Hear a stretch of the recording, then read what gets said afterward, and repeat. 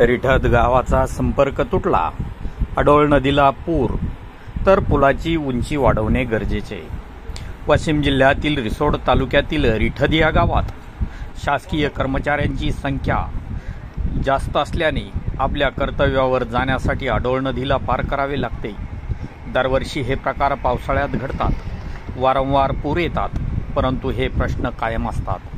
हा प्रश्न कायम सुटला असता, परंतु वाशिम रिसोड राज्यमार्ग क्रमांक 51 ला जोडून रिठद ते ढोरखेडा जाणारा रस्ता हा मुख्यमंत्री सडक योजनेमध्ये खडीकरणाचे व डांबरीकरणाचे काम करण्यात आले।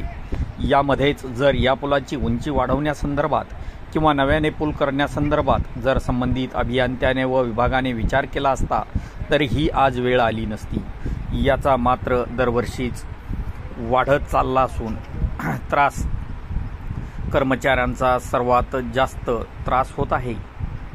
भविष्यात अशीच राहिले तर सर्वच नागरिकांना याचा त्रास होणार आहे।